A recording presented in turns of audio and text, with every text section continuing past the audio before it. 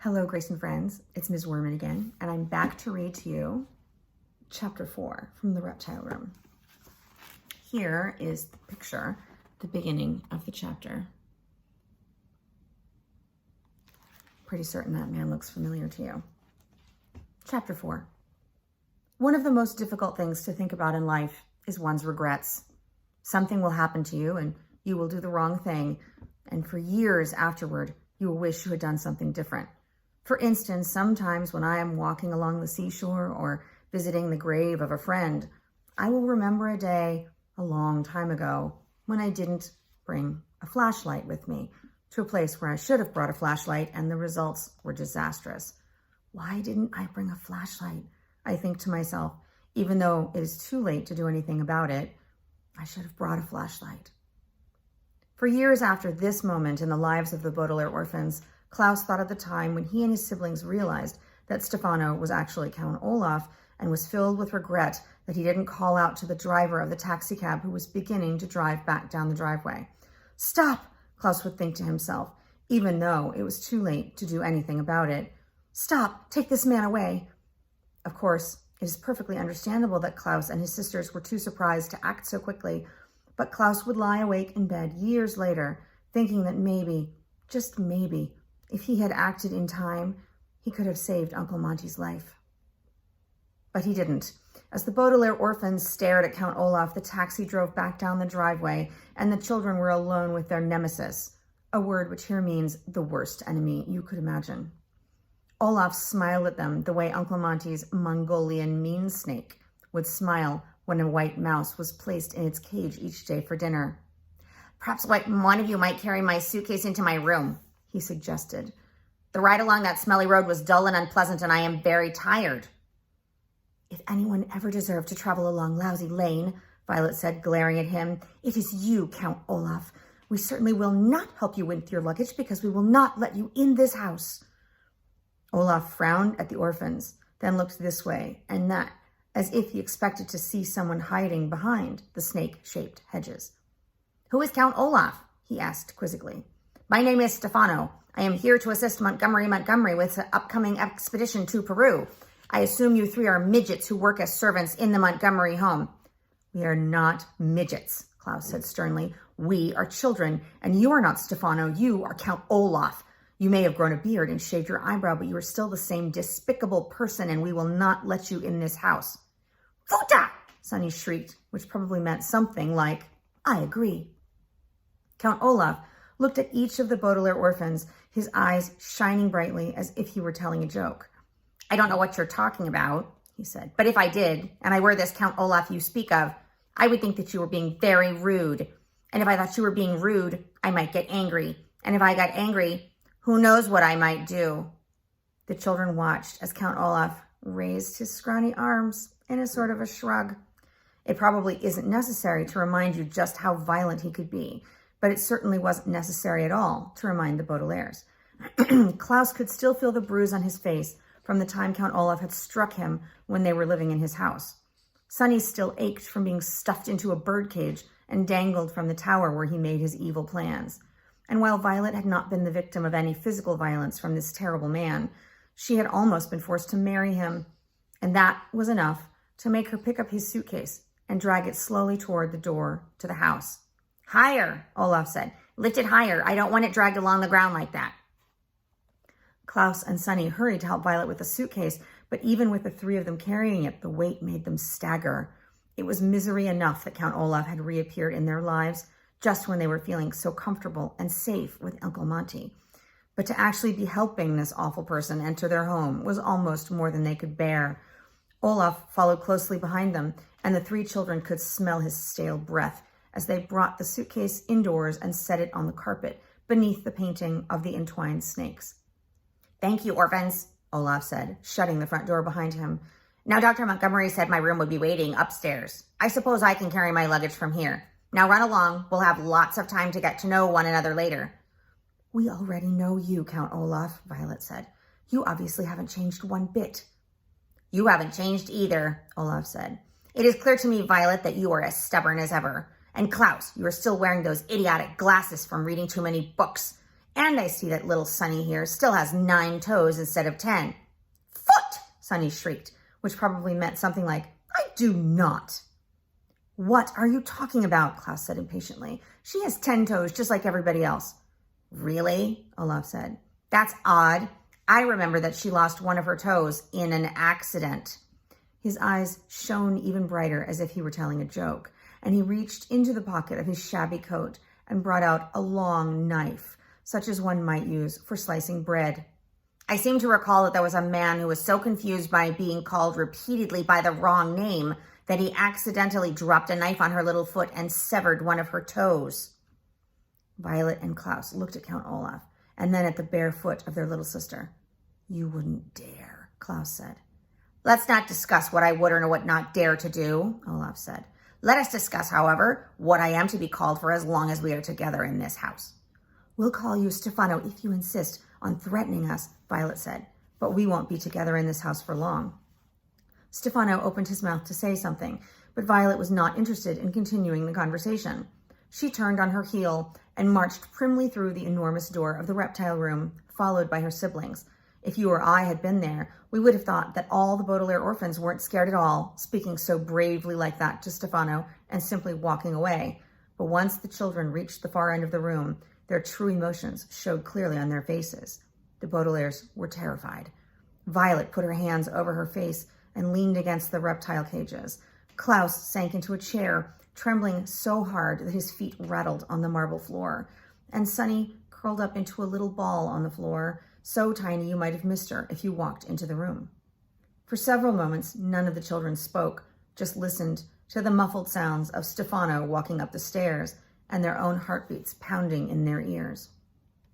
How did he find us? Klaus asked. His voice was a hoarse whisper, as if he had a sore throat.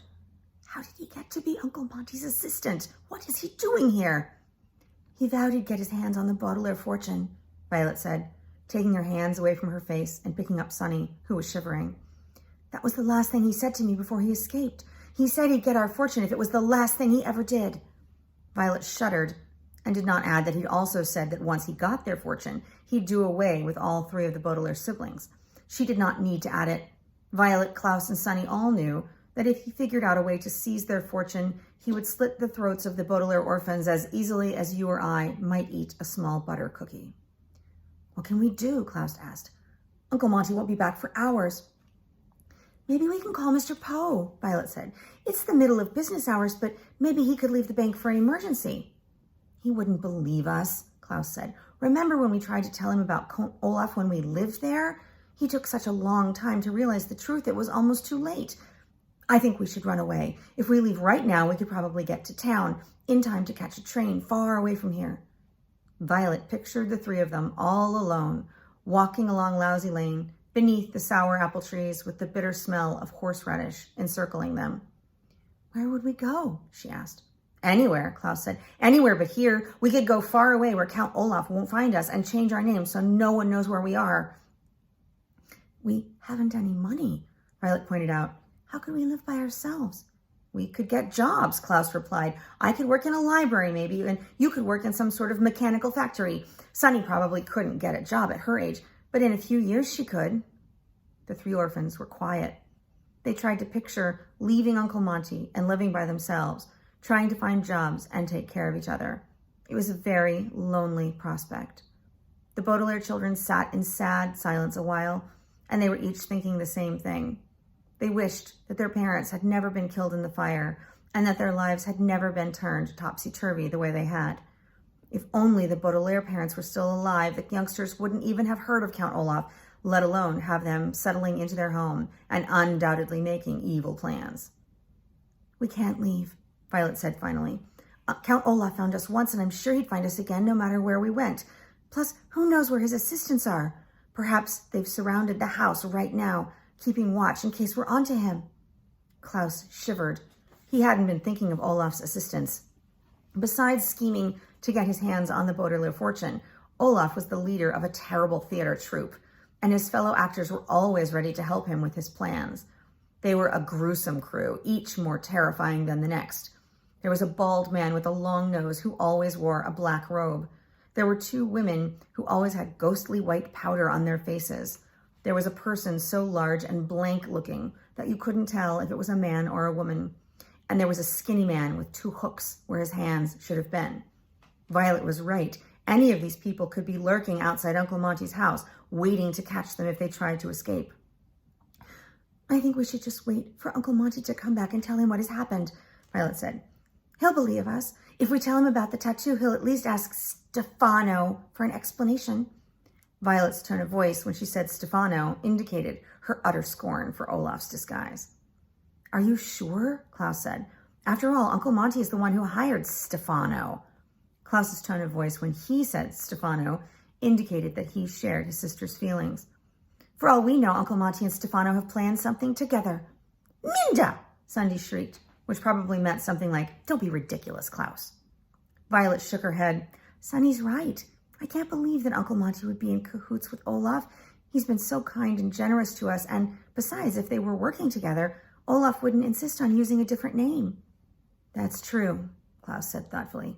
"So we wait for Uncle Monty." "We wait," Violet agreed. "Toujours," Sunny said solemnly, and the siblings looked at one another glumly. Waiting is one of life's hardships. It is hard enough to wait for chocolate cream pie while burnt roast beef is still on your plate. It is plenty difficult to wait for Halloween when the tedious month of September is still ahead of you. But to wait for one's adopted uncle to come home while a greedy and violent man is upstairs was one of the worst waits the Baudelaires had ever experienced. To get their mind off it, they tried to continue with their work, but the children were too anxious to get anything done. Violet tried to fix a hinged door on one of the traps, but all she could concentrate on was the knot of worry in her stomach. Klaus tried to read about protecting oneself from thorny Peruvian plants, but thoughts of Stefano kept clouding his brain. And Sunny tried to bite rope, but she had a cold chill of fear running through her teeth, and soon she gave up. She didn't even feel like playing with the incredibly deadly viper. So the Baudelaires spent the rest of the afternoon sitting silently in the reptile room, looking out the window for Uncle Monty's Jeep and listening for the occasional noise from upstairs. They didn't even want to think about what Stefano might be unpacking. Finally, as the snake-shaped hedges began to cast long, skinny shadows in the setting sun, the three children heard an approaching engine, and the Jeep pulled up. A large canoe was strapped to the roof of the Jeep, and the back seat was piled with Monty's purchases. Uncle Monty got out, struggling under the weight of several shopping bags, and saw the children through the glass walls of the reptile room. He smiled at them. They smiled back, and in that instant when they smiled was created another moment of regret for them. Had they not paused to smile at Monty, but had instead gone dashing out to the car, they might have had a brief moment alone with him. But by the time they reached the entry hall, he was already talking to Stefano.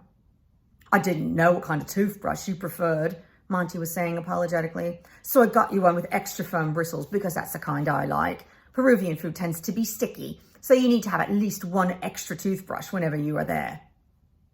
"Extra firm bristles are fine with me," Stefano said, speaking to Uncle Monty, but looking at the orphans with his shiny, shiny eyes. "Shall I carry in the canoe?" "Yes, but my goodness, you can't carry it all by yourself," Uncle Monty said. "Klaus, please help Stefano, would you?"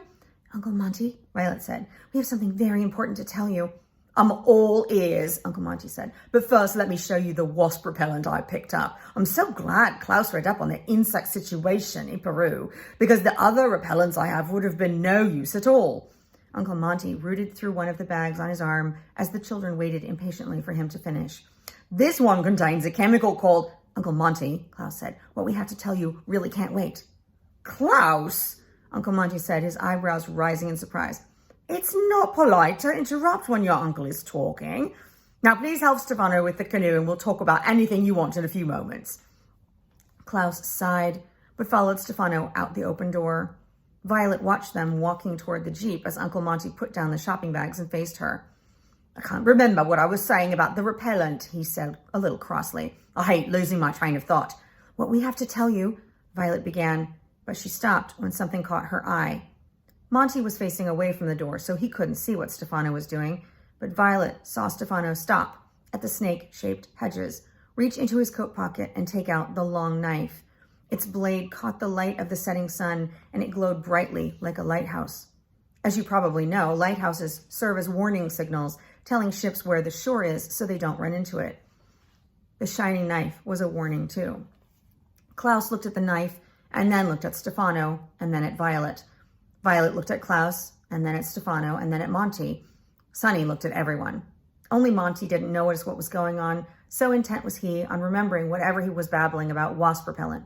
"What we have to tell you," Violet began again, but she couldn't continue. Stefano didn't say a word. He didn't have to.